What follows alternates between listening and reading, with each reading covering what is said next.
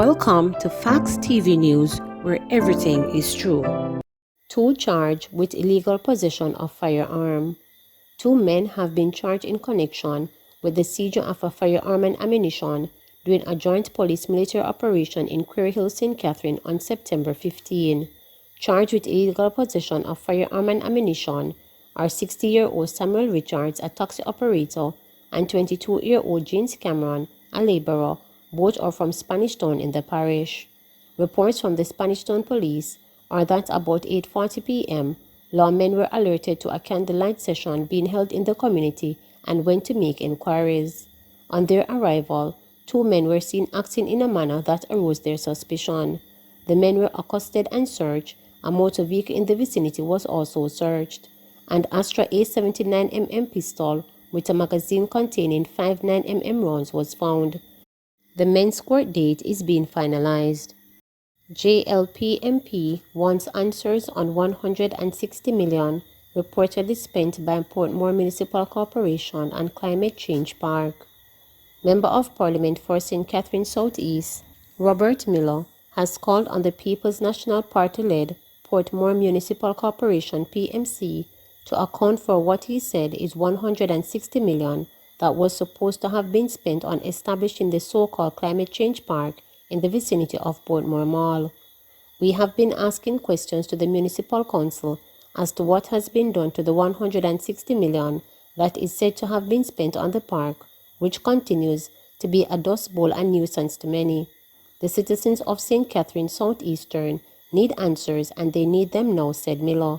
He was speaking Wednesday during his contribution to the 2021-2022 State of the Constituency debate in the House of Representatives. While Miller did not elaborate on his accusation about the $160 million being spent on the park, he said he was set to commence consultation with the citizens on Thursday in regards to the parcel of land. While campaigning is on record, Madam Speaker, a commitment to transform that area in a state-of-art recreational park similar to Emancipation Park with more amenities. Meetings were held with the Urban Development Corporation. They loved the idea, and it was also presented to Prime Minister's budget presentation in Parliament in March of this year, Miller noted. He said his office was encouraging citizens to get involved and present their ideas as to the amenities that they would like in their community for their comfort. We also encourage our government to make provision to make this venture a reality, as it would be a beautiful attraction to the citizens of Portmore, he added. From as early as 2012, when the late George Lee was mayor, plans were started to develop the 15-acre site into a recreational area for the people of Portmore. At one time, consideration was given to erecting a transportation hub at the location. In May 2014, the so-called Climate Park Change was designated the National Labour's Day project for that year, and news later emerged that the project was to be a joint undertaking between the PMC and the German city of Hagen under a municipal climate partnership program. Germany had reportedly promised to allocate roughly 43 million Jamaican dollars to today's exchange rate to the project. The park was supposed to feature solar and wind energy systems, rainfall harvesting, a jottling train, a water fountain, park benches, and a wastewater treatment plant, among other amenities. However, it has largely remained a dust bowl, and a section remains flooded for days after heavy rain. Police Commissioner Major General Anthony Anderson speaks with Dennis Brooks about the constabulary's continuing improvements to investigative capacity. You're in tune to the Force for Good podcast here at the Jamaica Constabulary Force. My name is Dennis Brooks, and this week we're having a conversation with the Police Commissioner Major General Anthony Anderson. We are continuing to have what we think is a conversation that as a country we need to engage in. In this episode, I want the Commissioner to focus on a very serious question. When we say we need to fix the arrangements if they're not serving us, many people will point the finger at you and us here at the JCF and say, you're not fixing yourself. Mm-hmm. You're not improving. You have shoddy work that is a part of the problem. Are we fixing ourselves? Yes, in a word, absolutely. And a lot of the effort that we've been putting in has been about fixing and developing the capability of the police force's capacity to do its job, and also the way in which we do it. Now, obviously, we're the biggest part of the system. 11,500 uniform, another 2,000 or so DCs, and so on. They're a big organization. And probably the most complex part of it, too, because we start everything from scratch and work it through and create the files and do all of that. Right.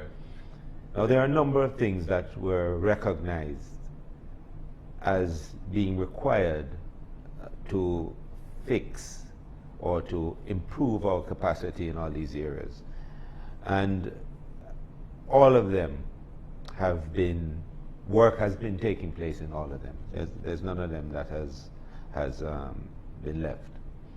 One of the first ones that came up was, in today's day, what is expected of investigators to bring to court a case that you want a conviction on? More and more, the cry has been rely more on scientific evidence. Look at the science to support what witness statements say, and for very good reason. Witnesses can forget. Witnesses can be intimidated. They don't remember fully the whole thing, and so on. So there are challenges with witness statements. Always have been. So how do we support that with science? And to that extent, we did a little assessment earlier in the year just to see how we're doing, how things are changing. So on the ballistic side of things, which is one of the key scientific or process involved in a case, if a firearm is used, one of our members have developed some very proprietary software to capture and analyze ballistics data. Of course, we have the normal comparative microscopes and software and all of that is necessary. It's done out of the IFLSM, commonly known as the forensic lab.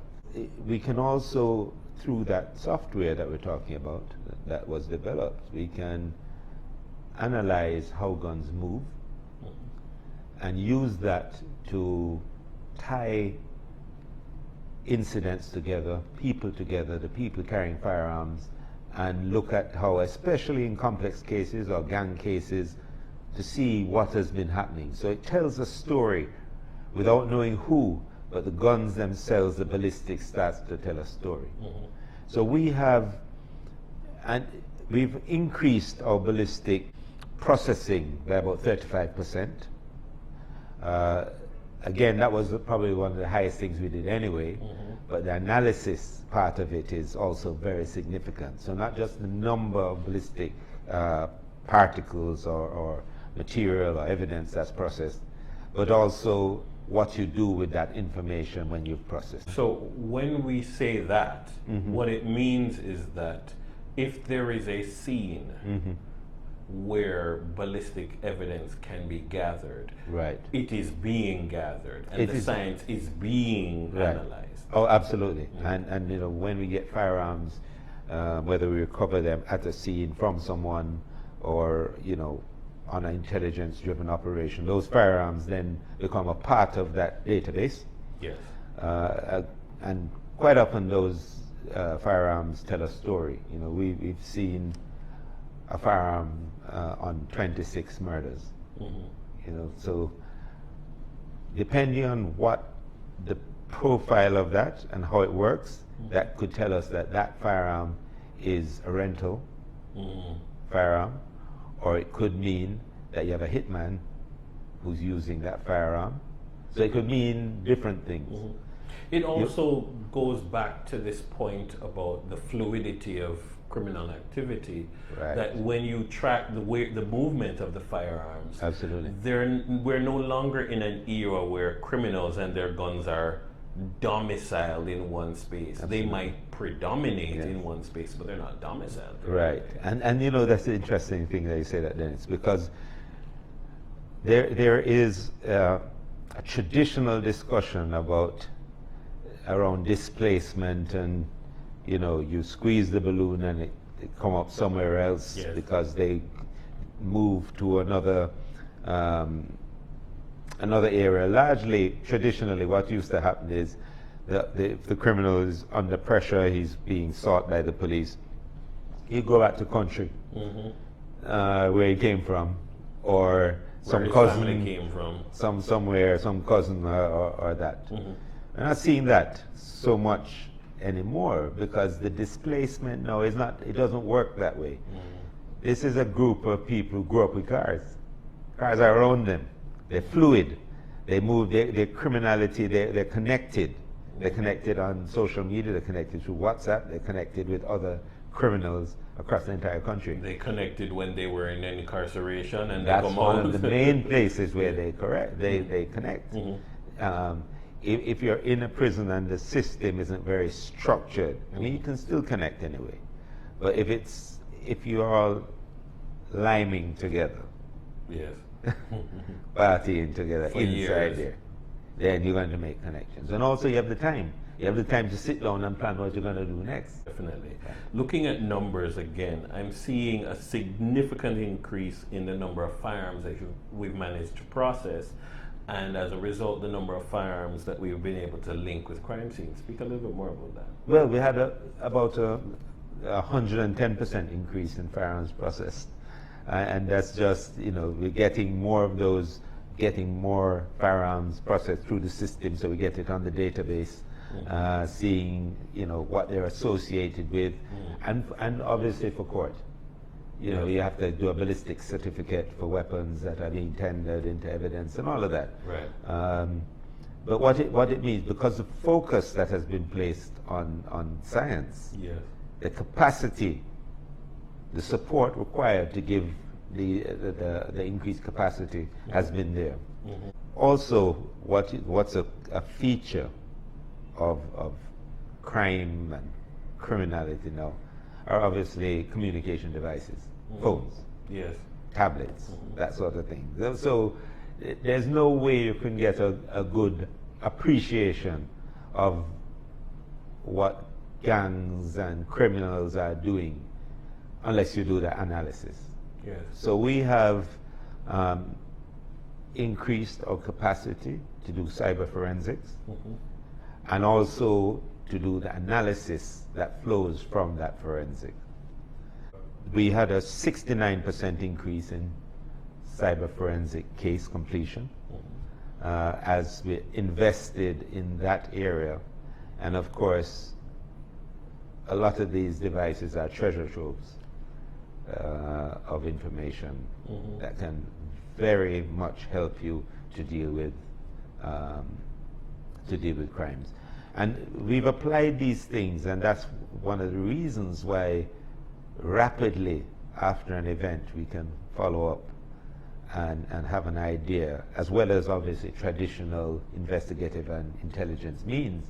But when you layer that with the science, the speed at which you can discover and disclose who did what, how you get an understanding of what is happening, that's critical in that process.